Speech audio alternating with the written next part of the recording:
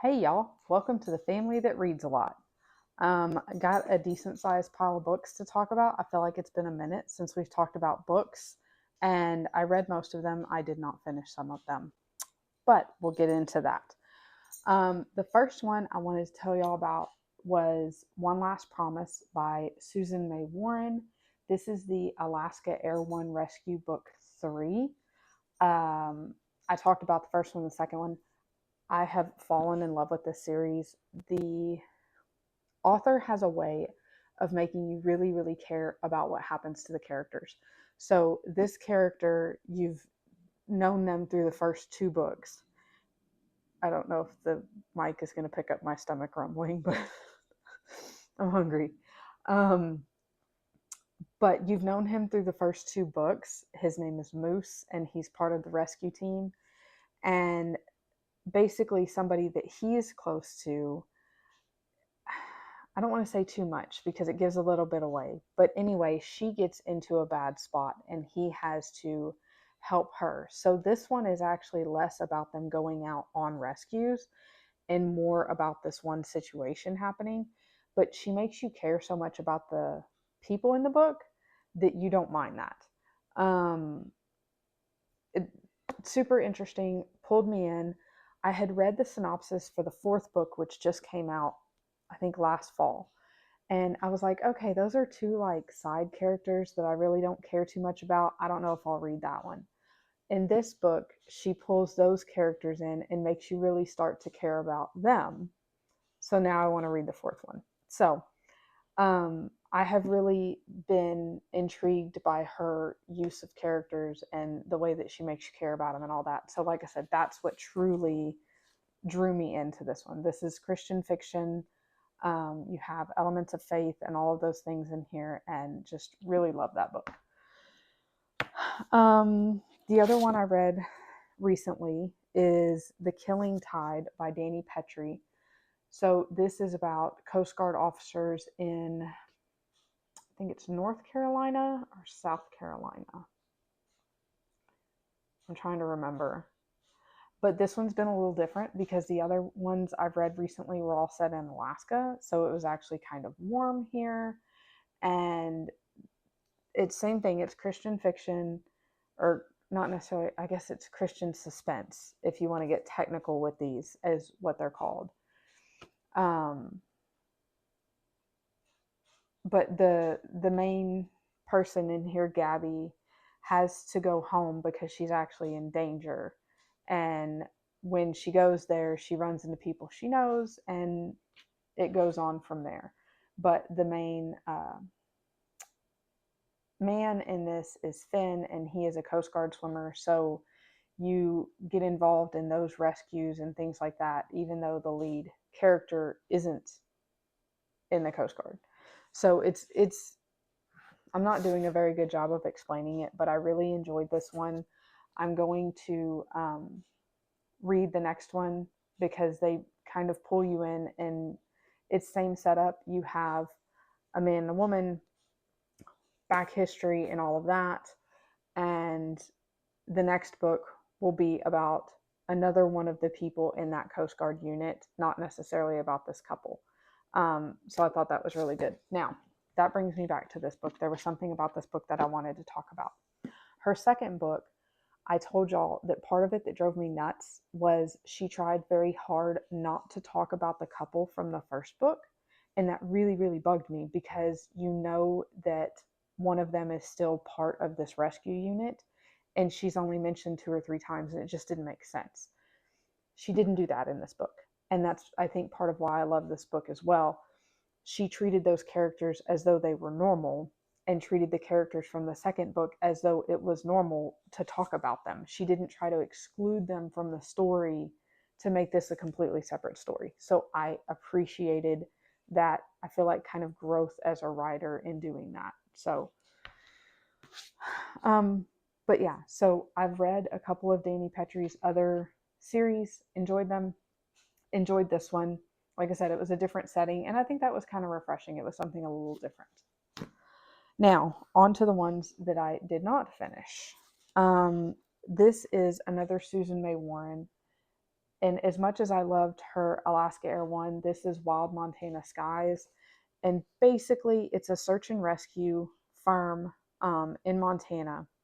And a woman comes home from the Army, Marines, I don't remember, and becomes a rescue pilot for this new search and rescue group. Now, I'm not finishing this because I hated it. It just didn't strike a chord right now. This is very like ranchy cowboy. They go to a like a saloon, a bar kind of restaurant thing, and all of that. And I'll be honest, that's how I live. Like I live in Texas. We have horses and cows and all of the things that they talk about. And so where that's kind of a fun draw for other people who don't do that all the time, for me, I often end up overanalyzing it and being like, okay, but that's not real life, or that's not how this actually works. Things like that. And I kind of like, I don't know. It didn't grip me in the very beginning like the other one did. And right now we're getting busy. The weather has finally turned here to the good. Last last week, early part of last week, and basically weeks before that was cold and rainy and gross. And this week it's beautiful. The sun is shining. It's going to be 75 today. It all I want to do is be outside. Like whether it's sitting in a chair or working in the garden or going for a walk, like I just want to be outside. And I think that's part of it. Like I'm really not super interested in sitting inside reading. So I got, I don't know, 13 pages into this one, and I wasn't gripped. I think I'm just going to let it go back to the library. I still have time, so I could change my mind and hold on to it. But I think I'm going to let it go back to the library and kind of switch gears to something light that's not too involved, or just finish up some of the series that I already have going for right now. And I may try this again once things slow down a little bit, once I don't like just want to be outside every second of the day. But if you've been living with the cold, I'm sure you can commiserate and understand that I just want to be out as long as I can right now. So I think I'm going to let that one go back to the library for now. The other DNF was kind of disappointing. So this is a classic it's called The Road by Cormac McCarthy. Maybe many people have read this. I have not. I read All the Pretty Horses by him in college. He's, a famous American author. My son is doing some American Lit next year, so I had considered using this one for him, not knowing too much about it, just knowing it was a dystopian novel. But he is middle school, kind of going into high school, not even remotely appropriate for that age group, very gorish in a lot of ways. It's just simple gore that is brought up over and over and over again. And it's not necessarily bad for the story, it's just not appropriate for his age group. So I read the first 100-ish pages of this last night, and it's very bleak and very dark and not a lot of hope. Usually when I'm looking for a dystopian story, I'm looking for some sort of echoes of hope in it, something that the people are going towards something. And this is very much about people giving up. Obviously, dystopian end of the world novel, like you're going to have bad people, you're going to have all this, but the main character in here is really not hopeful. He has his son with him, and I was rather confused by that because, okay, one, we're never told what actually happened, which kind of bugs me because it's like he's walking through this land of ash, right? And you're never told why there's ash. There's fires burning everywhere, but it's never described why they're burning. And it's then said this is like years later, but there's a forest on fire. So why are things continuing to burn later, but people are still able to walk through that area and they're alive? I had lots of questions and not very many answers. Kitty, like, I don't mind you here, but your butt could be out of my face. Or not. Here, you go. So anyway, there was a lot left just hanging in confusion. You're told that this happened, like I said, years and years before. The son was born apparently after whatever happened, but you're told that he's a boy, but you're never told how old he is. And then at one point, he's like driving around with a little dump truck and stuff. But then another point, he's talking in a way that I would think a much older child would talk. So it's just, you're never even given his name. Okay. I think you're given the dad's name at some point. I'm trying to remember. Or if it's just that you hear him called Papa. But so there's no really character to make you care.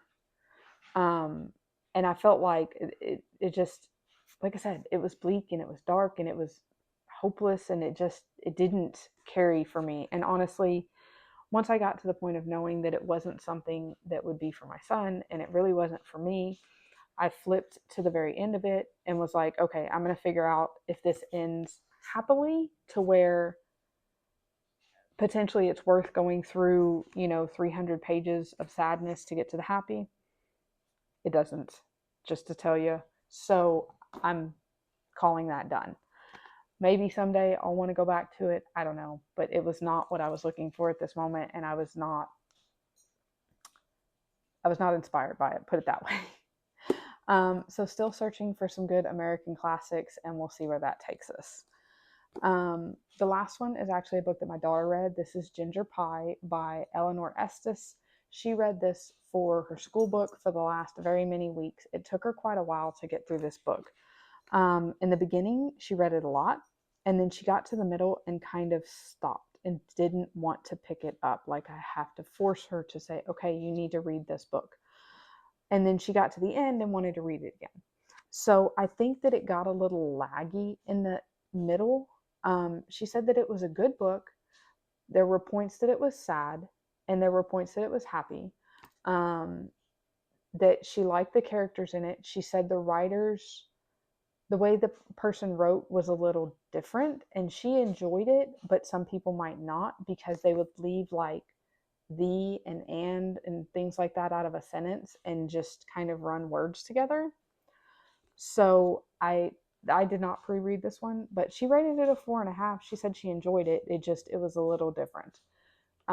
There is a follow-up called Pinkie Pie that she's interested in reading. So, I mean, she didn't hate it because she wants to read the follow-up. But that's what she's been reading. My son had a big giant book of like football statistics and things like this, and that's what he read for quite a few weeks. And that's his interest right now, so that's fine, whatever. But he also had some school books to read, just history books, so I didn't include them here. That was the only other thing I was going to say about this one that I forgot. We're skipping forward and backward. He doesn't use quotation marks. And that made this really hard to read, because there's a lot of times where him and the boy are talking and you're like, wait, who said that? And you have to go back and like count changes of sentences to know who said something. That was really difficult. So that was another one of the reasons that I didn't enjoy that one as much.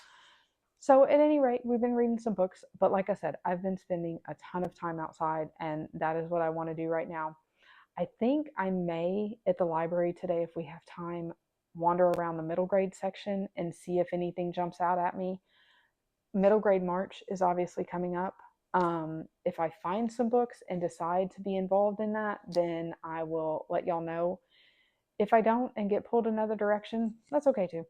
I was so excited for the idea of middle grade March when I first joined YouTube back at the end of last summer, because that was what I was reading at the time. Now I've switched gears and am reading a totally different genre type and everything else, and I'm not sure how interested I am in switching back at the moment. But I do need to pre-read some books for my kids for next school year, so maybe somewhere in there I'll figure out a mix that works. But at any rate, just wanted to check in with y'all. Has spring sprung where you are? Is it getting warmer? Is there any hope of spring? I know that we get it earlier than most people, so hopefully it is well on the way for y'all and you can enjoy the weather that we are enjoying right now, because y'all, I am so done with winter. I know it may come back for a few days here and there, but I think our long stretches of cold and miserable are over, and I'm so excited. So until the next time, y'all go read a lot.